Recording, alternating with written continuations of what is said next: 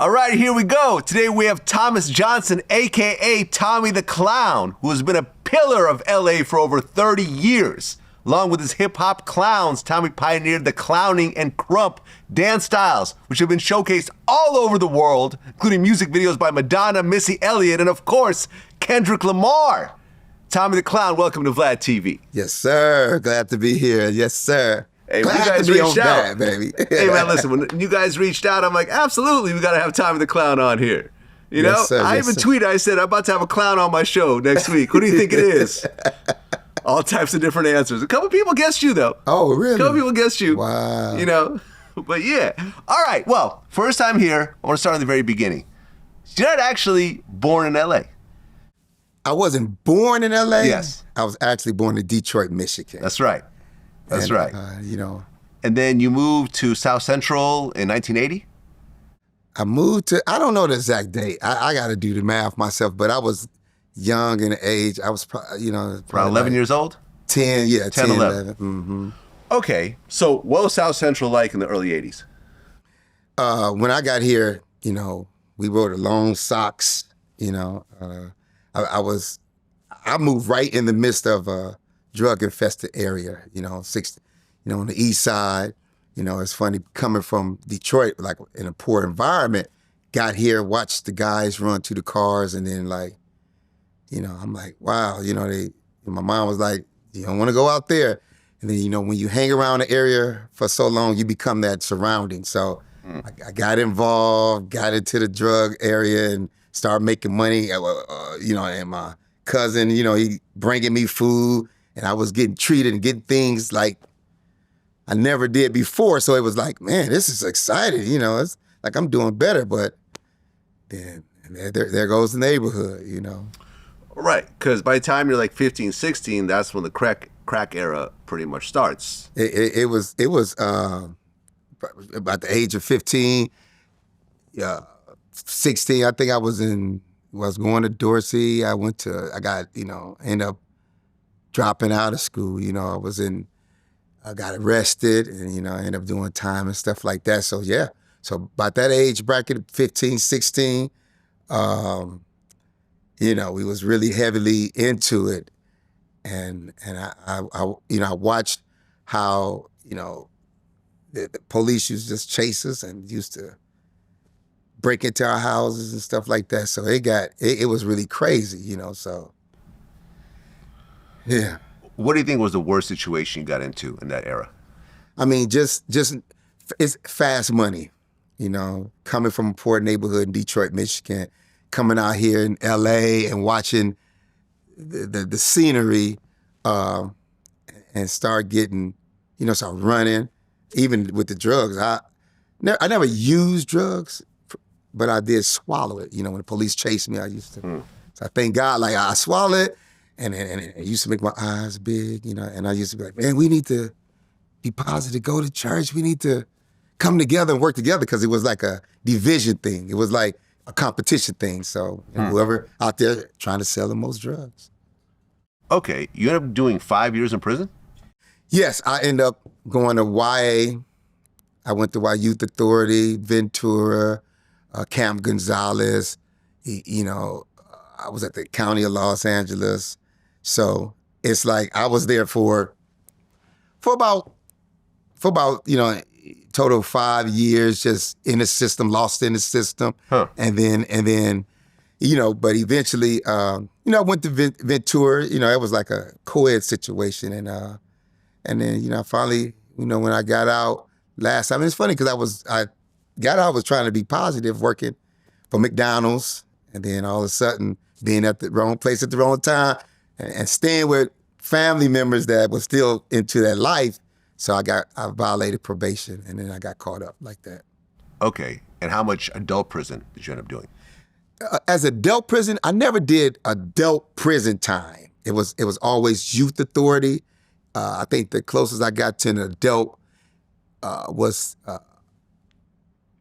County of Los Angeles. So when it comes to doing time, I went to Ventura, Camp Gonzalez, and I was older in those situations, but I never had to thank God I never went to like an adult prison. So.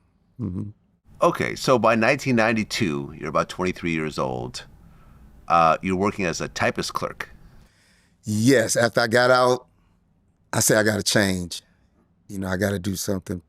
Man, I got to do something positive, man. It's like I got to get away from all the negative environment and stuff like that. So I eventually worked for the county of Los Angeles. And then by me being in Ventura, educating, getting my schooling and stuff like that, they say on the application you can put, have you ever been, I think, convicted of a felony? And I could put no, but I was confined, so I wasn't convicted. So I did that for LA, County of Los Angeles, DPSS. I was a great typist clerk, was doing good for about 6 months, about to get a raise and in my 6 months evaluation, and they found out that I was locked up, so they fired me. Huh. And they fired me, and I was like, oh my God. So then that's when I went to Transamerica. So I went to Transamerica then, but I ended up fighting that situation because they was wrong. It was wrongful termination. So I ended up beating the case, but see, I was already working for Transamerica, so I never went back. Okay, and you had a coworker there who was having a birthday party for his kid. Yes, at Transamerica, girl named Gretchen, she it's funny because the girls at my church was doing like the fun clown things. They was like, and people, when I used to sell drugs, they used to always say I act crazy, funny, and it was silly, I guess a little comedian, whatever, but and then these girls at my church was doing like this fun clown stuff, like and they showed me, and they say, Tommy, you need probably be a good clown. And I say, what do y'all do? And they showed me what they do. They come and grab the attention, they blow the horns, blow the horns and stuff like that, and try to grab their attention. And so you want to make an interest, Tommy, like that. So when I was checking that out and studying them on that part, the girl Gretchen at my job, she was like, when she found out, she was like, Tommy, be the clown, do my party. And then I said, you want me to do your party? And so I asked the girls, how much y'all charge? How did that work? And they told me like, yeah, about $60. And I said, okay, Gretchen, I'll do your party. I'm gonna charge you $60 and let's go. And I'll do. And so boom, I was excited. The girls, they painted my face. They dressed me and they showed me what to do. And I called Gretchen. I said, I'm on my way to your party. And me, back in the days when I was in the drug game, I always had nice cars with loud music. So, I used to bump the sounds.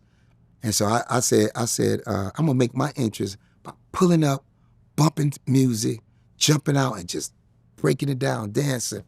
And so I called Gretchen to do a party, and she was like, Tommy, I don't got no money. I'm like, what you mean, Gretchen? It was $60. It's $60, already. I guess. And I'm like, okay, Gretchen, how much you got? She said, I got 20 bucks. $20. I said, okay, give me that 20 bucks when we get to work on Monday. So I still came and did the party, and I stayed there for about 3 hours. And I flipped it out. I was really, the kids, they paid attention, the adults, everybody was under my control, and I've never been the same since, Okay, and Tommy the Clown was birthed at that party. That's it. I said I'm finna come up with Tommy, the hip-hop dancing clown, and I was born. Every day after work, I work for Transamerica from 7 to 3:45. I go to the restroom, I get dressed, and then I hit the streets. And that's when I go through all the neighborhoods with this green 5.0 Mustang, bumping sounds, driving down and just watching, seeing people. And whoever I roll up on, I hop out, break it down, dance, and pass out a car. And I did that for like a year straight. It was like a high to me. I said, man, I'm finna come up with Tommy the Hip Hop Dancing Clown. And that's when the movement started rolling. That's wild because it's not like you suddenly got a bunch of paid bookings right after that. You're literally like like drive around parks and seeing like kids parties and then just like showing up and say, hey, I'll just perform for free for these kids? That was it. It was absolutely driving wherever I saw a crowd of people. I'm pulling up. People used to thought I was crazy. They saw this green car coming by with this hair and this dude bobbing and weaving. You know, I'm all by myself. I'm excited. It's like my natural high. It's like, you know, it was like I did it every day. I didn't miss a day.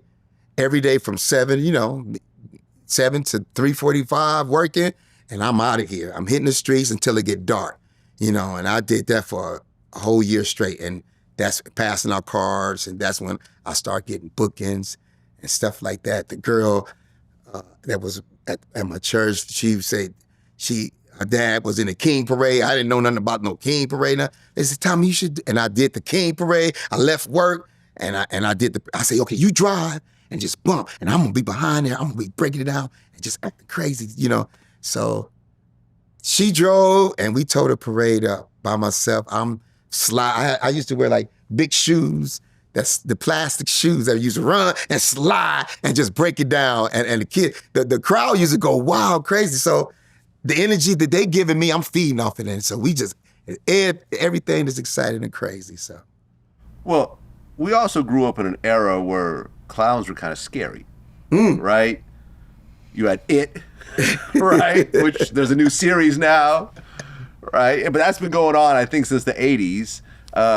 You got people like John Wayne Gacy, who would dress up like a clown and end up killing people and raping them and so forth. So it's like clowns, I feel like, have had sort of a bad rap in modern society. Would you agree with that?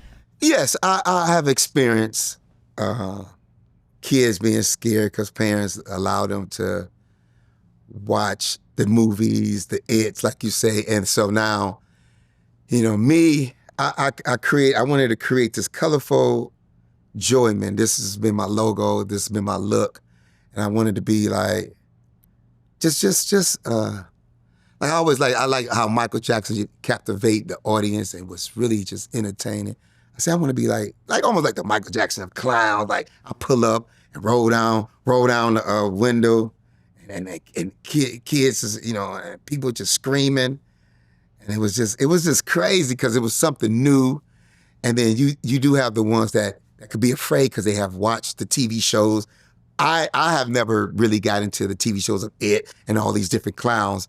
Because when I came out, I'm a hip-hop clown. I'm a dancing clown. I'm not them dorky, boring, scary clowns that whatever they do. I took hip-hop, I flipped the script. I took music and made it something visual where you can see. You see this dude just entertaining, dropping it down, and breaking it down, and it makes people want to do it. It made dance, because hip-hop and music been out there, but to see this clown get it in, it's like, man, what's happening, you know? Yeah, because you started incorporating hip hop and dance as opposed to, like, let's say a Homie the Clown, on Living Color. That was once again sort of just like making fun of the genre in a way. But you started creating your own dances, which you started calling clowning. So what exactly is clowning? Clowning is just freestyle. It's where you feel the music and let yourself go. By me being the very first hip hop dancing clown that goes around town, breaking it down to the sounds, I created a avenue. I created a outlet. I created an atmosphere where it's fun, it's joy, it's dancing, it's colorful, it's exciting, it's free, it's freestyle. And so I was just literally dancing to music, and the kids teach me. Like I had a kid teach me how to butterfly. It's like clown, do you know how to butterfly? And I was like, what's that? And he showed me. He's like, it's like that. And I said, and I took it, and I said, man, so now I'm flipping off cars because I was acrobatic. I'm flipping off, breaking it down to the butterfly. I'm doing creative things to, unique moves to what, what's just what exists. Clown's been here. Yeah. I took the uniqueness of watching these girls do fun clown, and I brought it and I made it cool. I mean, have there been famous clowns in the black community, though? It seems like most clowns were white clowns. Am I right? Yes. I mean, I never really... Or really... are you the first one? First... like famous black clown. I want to say I'm the very first one. I mean, I don't know. Like, I never studied clowns. You Yeah. know, you see, like you say, the different, white clowns. I never really. I mean, you can't really see what exactly they look like because the makeup, but underneath the makeup, but I feel like that, kind of pushes the personality though. It does. Right? Because you couldn't be,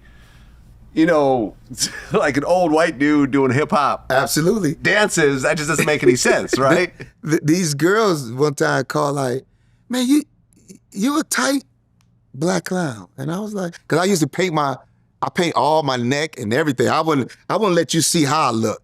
And I'm like, I'm not black. I'm white. And she was like, are you serious? I said, no, I'm just playing, so, and, it was like, because you didn't know. You really couldn't tell how I look. I painted back. I don't want you to know. I just want you to know I'd exist as a clown. So, but when, as time go on, find out I was this black hip hop dancing clown, Tommy the Clown, and creator of, clowning and krumping, and the intensity. So it's like, man, I am the first black. I'll have to do research to see, like, was it other black clowns, but they ain't no one did it like I do. They ain't did it like this. They was in the circus. They was, whatever clowns, like you in the scary movies. You got homie don't play that, but he was, that's one of the Wham brothers, whatever. I took this thing and. Well, I actually looked it up while you were talking. There's a guy named Chocolat. Chocolat? Rafael Padilla, an Afro-Cuban who rose to fame in Paris around the turn of the 20th century. Wow. He was a lead clown who partnered with the sophisticated white clown George Foutit. Yeah. So there you have it. There's also Bernice Collins, the first African-American woman to graduate from the Ringling Brothers and Barnum Bailey Clown College. Oh, wow. That's what's up. Yeah. Okay, so you actually formed a crew called the Hip Hop Clowns. And were these adults or kids? It was kids. It started off kids. I used to do the parades in Pasadena, King Parade in LA. And when I hit that parade, that's when it was cracking, a lot of people. So I used to do this little girl party all the time. She was little. And when I pull up, she's a pretty little girl. I pull up to the party and she used to, with my Mustang, she used to run. Tony Clown is here. And run and jump in my arms. And I did a party year after year after year. So happened, and that's me doing birthday parties all by myself. We did the parade. My sister, Cheryl, she drove the car again, and I'm just back there doing my thing. And I saw her at the parade. I said, that's the girl I be doing the parties for. I said, come here. I said, oh, I want you to ride with me, and then and when I blow the whistle, I want you to hop out and just model and do your thing. And she said, okay. So we did the parade, blew the whistle, she hopped out, crowd erupt, and then I started doing parties, me and her, Tommy and Little Tommy, Miss Tommy. Okay. And so we started doing birthday parties, and then it grew after that. I got some twins, Tina and Trina. I got a girl named, her name was Felicia, but I call her Tammy. And then I started creating the Hip Hop Clowns, and it just skyrocketed from there. And you had some rules with the Hip Hop Clowns. Yes. No gangs. No gangs. No drugs. No drugs. Do well in school. Do awesome in school. And be a role model by living a positive lifestyle at all times. That was the rules. I mean, when I found out that I was really captivating the crowd, the audience, and the kids, everybody wanted to dance with Tommy the Clown. So I created these rules, me being a positive person, growing up in church, and just want people to just do good, man. Because gangs exist, and I do parties for all gangs in all areas. I don't get involved. They do their thing, and I just try to keep these kids in a better space, in a better vibe. So, man, do good. Go stay in school, man. Obey your parents, obey your teachers, and that's the goal. Yes, some fall, flip, but crack their head, whatever. But it's like I started instilling that. I said, man, they listening to me, so I'm gonna keep them positive. Well, doing these types of house parties, especially in certain areas, like you said, there's gangs and, people get together, they haven't seen each other in a while, old beef start to flare up. Have there been situations while you're doing a party and things just got insane? It's been times like, okay, so I got a crew traveling, doing birthday parties. Now I got a guy that probably was raised in this neighborhood and probably, sometimes you got kids that just stray away and get it and probably get into some unnecessary situations. So now if I find out that you are active gang member on my squad, you has to go. I can't do that because we travel in all gangs and I'm a person that get along with everybody. I don't want no problems with no one. So if I find that out, I have to release you. But now it's been time where, you grew up in a neighborhood, you're not active in it no more, and you want to change. So now I have to go to a party, and then you can't hop out because we don't know what's going to happen, And then I've been to parties where gangs that met up, someone came up, someone shot at someone, but At the parties. At the party, like shot at one, it's the party people, they having a party, and then, but other than that, I've been around for a long time and I ain't had no really crazy experiences like that. So no one's ever tried to rob you or anything else like that? Well, I not me personally. Not, did I get robbed? No, I never got robbed. Only when they broke in my house, in the movie and while I was at the show, they broke in the house. But me personally, they ain't robbing, they gonna be practicing. So it's like, there's nothing to get, but it's like, I've been cool. So they robbed your house while you were doing a show? Yeah, we was at Battle Zone and doing a great show. I sold tickets at the house and had my safe under the bed. So now, when we finished the show, I come home, door wide open. Yeah. And the people next door, it's like, I thought it was normal traffic because that's why I let the kids come stay, spend the night, and then we get up and go to birthday parties. So kids is always in and out the house, and they got me. Yeah, I got my house robbed in high school. It's a horrible feeling, coming home and seeing the door open and going through the house. Oh, yeah, my goodness. Horrible. Yeah. Now, when I was in high school, I got robbed. I was at Dorsey, going to Dorsey, had a nice, back in the days when I was selling drugs, had a nice Cutlass Supreme, leaving school early, got him out, it was in front of the school, about to leave. A guy came from the blinds, from the side over here, put out a gun, said, scoot over. And he scooted me, I scooted over, I looked in the chamber, he had bullets. He drove on the next block of Dorsey and got out, walked around, and he made me drive. I had, a chain, a couple dollars in my pocket, and I had $1 in my back pocket. And he drove me somewhere, and he said, get out. He said, you taking a good look at me, huh? I said, no, man, I ain't looking at you, man. And he let get out. He said, run. So I ran, and he took off with my car. So he wanted my car, and when I found it was all stripped. But I had that $1 and got back to the east side. Yeah. Well, there's clowning, and then there's krumping. Mm-hmm. What's the difference? It's both are freestyles, born out of the movement that I created. When you go Krump, it's more intense, more aggressive. It's more like, you trying to be, it's like you trying to just, music is slowed down. It's a more slower beat. Clowning has always been up-tempo, more of a happier type of vibe. And Krumping is more of an aggressive, more grimy, more, so it's basically has a similarity, but its difference comes with the emotion of how you present it. Right. Some people describe it as more of a battles, like a warfare kind of thing. Mm-hmm. That's krumping. It's all birthed out of Battle Zone. Battle Zone is a show I created where you have to destroy your opponent on the dance floor. I had an academy before David LaChapelle came in and shot the movie Rise and Clowns in the Hood and Krump. It's like he came in there and we practiced. We used to be clowns and do birthday parties, and then we started. The dance got so intense at the academy, and people was trying to destroy each other on the dance floor with dance move, with energy, with So it's like we started saying, "Oh, he getting Krump," and it's like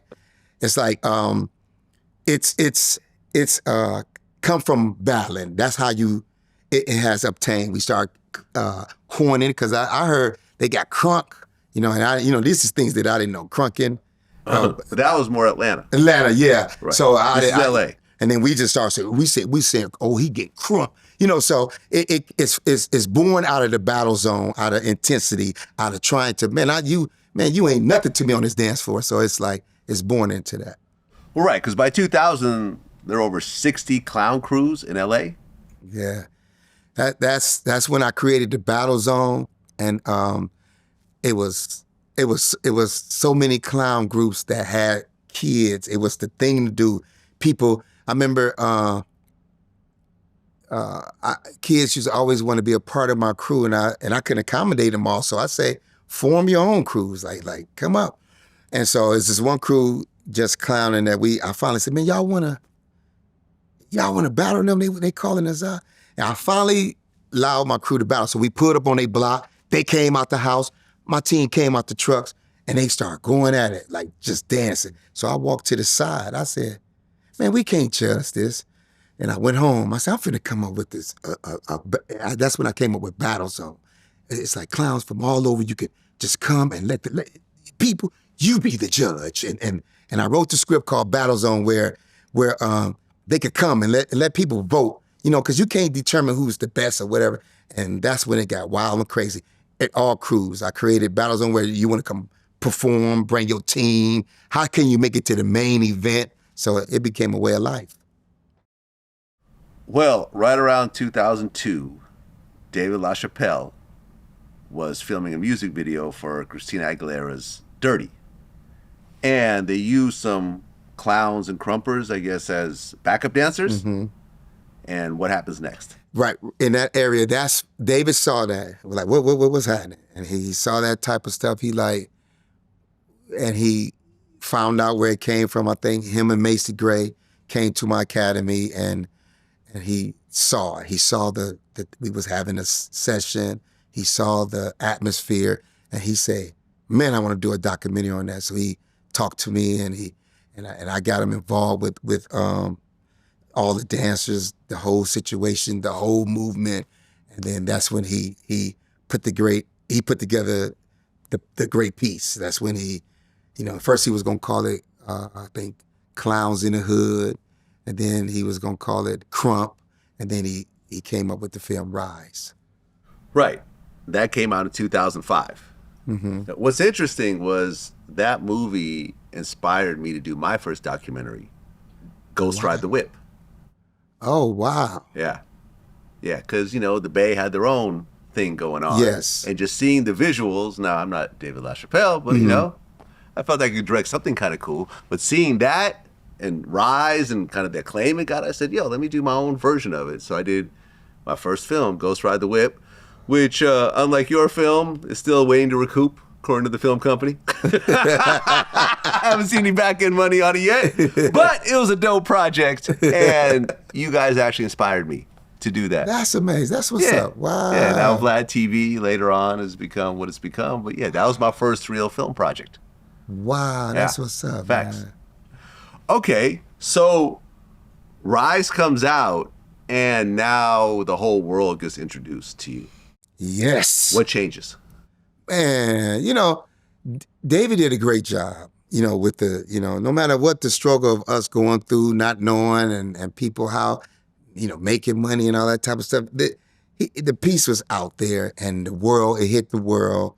We were able to travel and promote the film with him, cast members. We went to different places, and from then on, it ignited what was being done so swell in the hood. It was able to get out the hood and travel the world. So I thought that was so amazing. I've been around since I started in 1992, and I'm still doing my thing, As I get older, I'm watching how the kids is coming up and want to be a part, and still the movement is there. And I'm looking back on some of the old cats that grew up, and I'm like, wow. So for it to hit the world, for it to hit and then allow us to travel overseas, it was a very amazing, performing in countries where they don't even speak our language. And so I was really stoked, and I was really amazed by, from New Zealand to Germany to Africa to Hong Kong, China. It's like just to see the movement there, and these people, and then when you're a great dancer, you're a great dancer. So, Well, Rise had a $700,000 budget and allegedly made $4.6 million. wow, Yeah.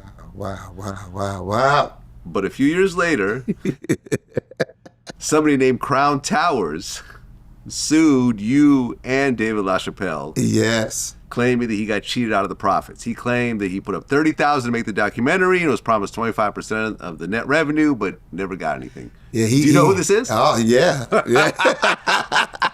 I talk about that because I be like, man, I've been through some stuff, man, and like we got robbed when they robbed my house that day. They took everything. They took all the money and everything. So he was a guy. He was in the film and everything. He was like, man, don't worry, whatever, you know. And then David, you don't know business, when you're growing up and just creating, I created this out of just, and just watching it take effect on how it's going. And so, we end up taking a loss because they stole all the money. I guess when David on the back end trying to shoot a film, I guess he like, man, I need my money. So he ended up suing and, got his money. So did Crown Towers get his money ultimately? Yeah. Okay. Yeah, I took the hit and he got his money. So he sued you personally as well? I don't know how it actually went, but I feel like, Dave, I was supposed to get a payment, and it ended up going to him. Yeah. So, Yeah. and he did invest. They did steal our money, but it's like, man, so, life goes on, man. Well, in 2009, on season 6 of So You Think You Could Dance, the first Krump dancer actually won, Russell Ferguson. Do you know about this? He wasn't the first Krump dancer. Oh, you talk about on So You Think You Dance. On So You Could Think You Could Dance. The first Krump dancer on So You Could Think It. Who actually won? Who actually won? Yeah. Yeah. I think I saw he was a great dancer. Mm-hmm. Yeah, he was a great dancer. I didn't never follow the story, but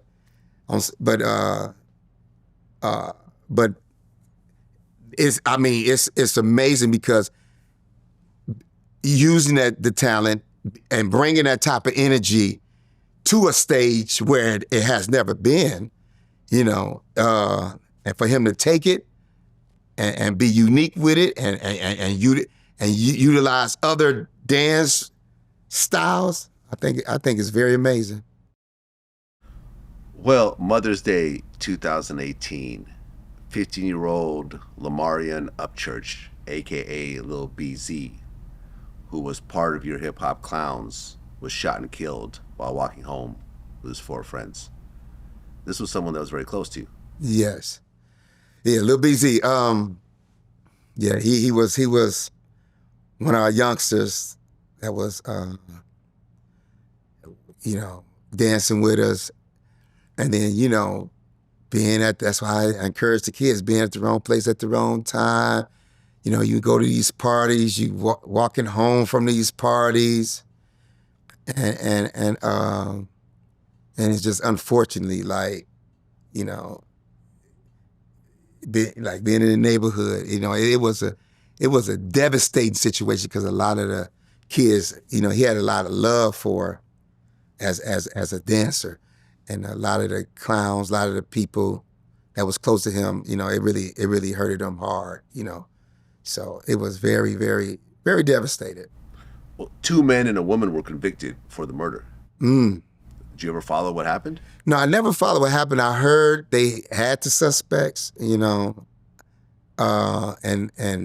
only could pray for the better outcome because you can't take back, you can't bring them back. So it's like, what else do now? What's the next thing? So for them to get caught, it's like, God say vengeance is his. So, Well, yeah, I mean, not only did Lil BZ get killed, but 2 other 15-year-old boys were shot. Yeah. So this was just a whole mess of a situation. It was very, very bad. And it had the whole city in an uproar. Yeah, I'm sorry if you're lost, man. 15 is, you Yeah, and 15. I are in our 50s. It's like I can't imagine. I encourage. Making it past 15. It's like it's like and that's why I try to keep pushing us when we go out and do birthday parties, and it's like a getaway. You want to have fun, because we do parties on weekends, and the kids come from their parents, and they go through a lot. People have a lot of different things that they go through. So I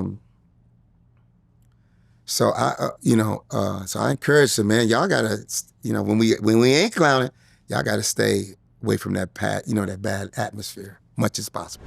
Well, 2024, Drake and Kendrick Lamar are going at it. And Kendrick Lamar drops Not Like Us, which becomes essentially the last song in this battle. Now, the music video's not out yet, but he decides to throw this huge concert in LA. The Pop Out, Ken and Friends. And Tommy the Clown is asked to perform that night. How's that? Number one, how'd you get that phone call? Wow, that was an amazing situation. Literally, Kendrick wanted us in that video.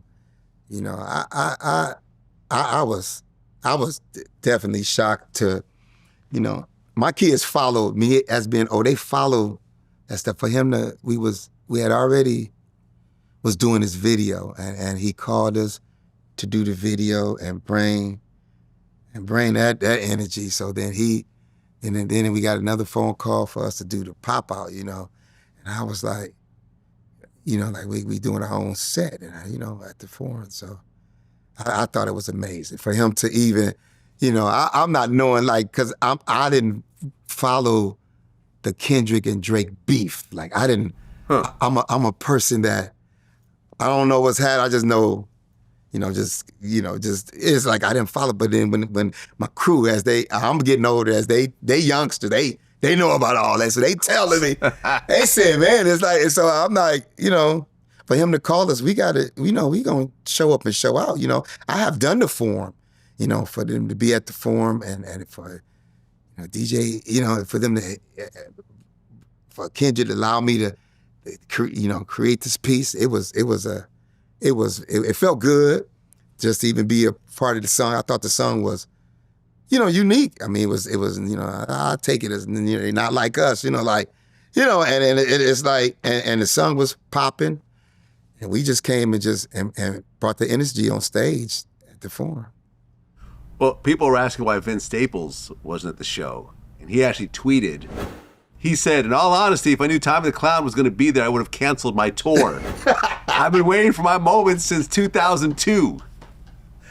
What does that mean exactly? Did he want to, see you or battle you, or what is it? You know what? I think there was some major props on him. Just say it was a shocker. And I don't really, I don't be studying social media, but to hear that, and my crew telling me, man, this is so, it becomes big. I'm like, man. So I'm just, I give all credit to God on everything, on every move I do, because it's like, for people just to still see me after 30-some years, I think that's amazing. Tommy the Clown and these kids that had kids, and they kids want to dance with us. I'm like, your mama, your parents used to dance, and I'm hearing kids how we help. It's like I didn't help people. And I don't try. Sometimes I don't personally try, and it just happens. So for him to even say that, man, I was like, he would have come. Man, it was a trip. It was a trip. Well, outside of that music video, you did a bunch of other music videos. You were in Missy Elliott's "I'm Really Hot," Madonna's "Hung Up," And I mean, you've done just tons and tons of stuff. Well, you perform for Snoop, for Pamela Anderson. What other celebrities have you worked with? Cedric the Entertainer. We done Okay. parties. I remember the movement trained with Chris Brown when he was young. What else people we done been to? Cedric the Entertainer. It's like,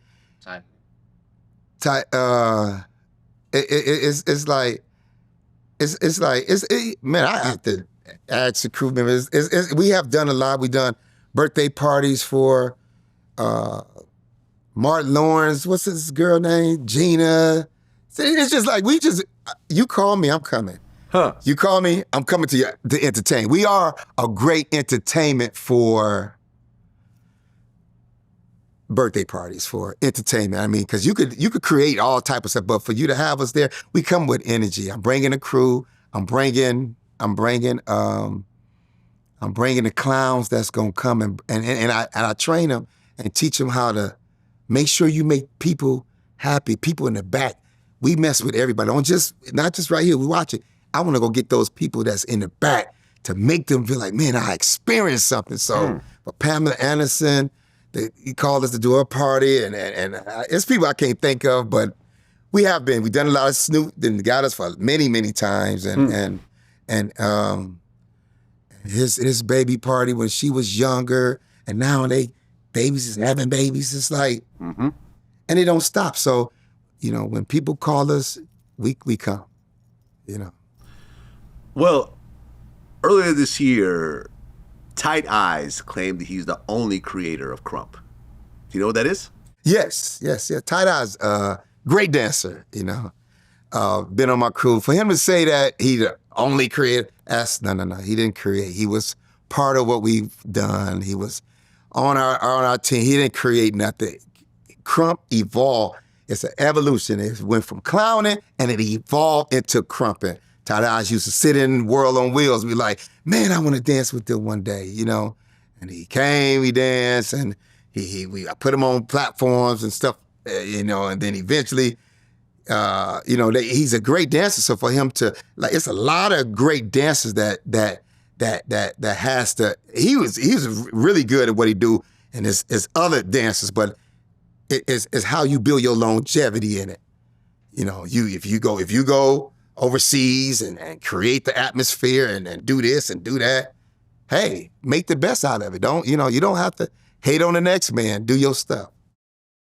Well, because you guys actually had a split at one point. Mm-hmm. It was like a situation took place, and Tight Eyes was with me, Little C, Prissy, all these, cat. And so I ended up having to release one of the guys, and I said, if y'all want to roll, whatever. So we ended up taking a split, and then people went different ways, and so that's how it is, man. It happens, man. It's hard to keep crews together. Yeah, absolutely. It's hard to keep bands together. It's hard to keep companies together. Sometimes people think they bigger than the program. Sometimes they mess up their program, and you just gotta, you don't. No love lost, you just got to get over it and keep pushing. Well, Tommy the Clown, man, congratulations on believing in a vision that I think at the time you were the only one that really believed.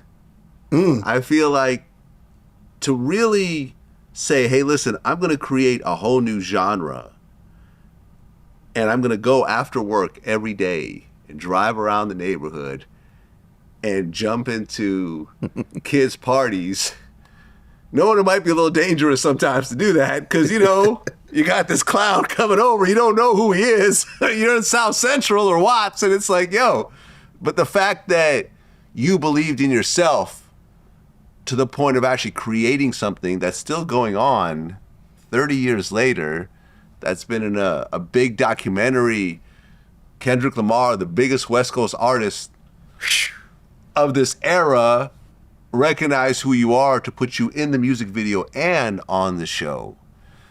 People like Vince saying they would have canceled their whole tour just to check you out. And I think most importantly, to really have these kids, which is something you've always embraced. It's never been about the adults and just your shine. It's focused on the kids and knowing there's all these crews and all these kids that had you not been involved in their lives, who knows what direction they could have gone. Absolutely. It's a blessing, and I encourage people to keep it going. Because out of this movement became great dancers. It's a lot of people that has this energy, and I think you got to keep, because if you want kids and teenagers and people to change, you got to give them something to do. These, times social media wasn't even out then. If we had social media back then, ain't no telling where we'll be right now. But it's out now, and I feel like, like you say, for Kendrick and for people, these artists to embrace what we do, and it's a lot of artists that have given this movement opportunity for platforms to be in music, like I said, music videos, so they can see this stuff still exists. So just to see my movement all around the world and to see how people still doing it, and I encourage you, because don't stop, because you good at it. You good at it, man. You got to keep pushing these kids, these babies, man. You gotta keep letting them know it's you don't have to stop, And I think and we should support it. You know what I'm saying? I got a nonprofit foundation that I utilize to just keep kids in the midst, because these kids be hurting with family situations and schooling. They can't afford things. And so it's like I try to create an atmosphere on where it's just something for us to continue to survive, and because it's all about surviving, and I'm very spiritual, that's my motivation on keep me going, like God, knowing that at the end of the times, end of the day, I want to go to heaven. That's it. That's all I ask for. I don't care about being rich. I don't care about none of that other stuff.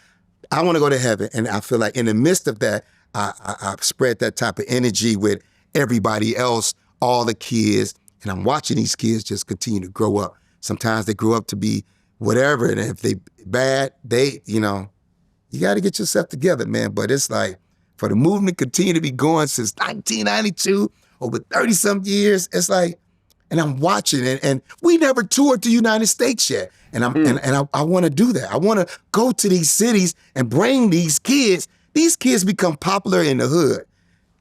Millions of followers, views and stuff. So it's like, I want to take these kids, the tour, and let the people see us on YouTube and social media, let them experience live. So we did overseas. We did some good stuff overseas. But I want to get that United States situation. So, got Battle Zone coming up December the 13th. Jada Will Smith Foundation is hooking up with us. Nice. And it's like it's a give back. It's a fundraiser for the foundation, but it's going down. We got Las Vegas versus Palmdale versus LA. So it's the West Coast Showdown that's finna go down December the 13th at Kendrick Lamar Old School, which is Centennial High School. So we finna go, and I just want people to come out and just like let them, the movement is still existing. The kids are still here. More kids is coming. Groups is still around. Hey, y'all come kick it with your boy Tommy the Clown. And so it's exciting. I enjoy that it has never stopped.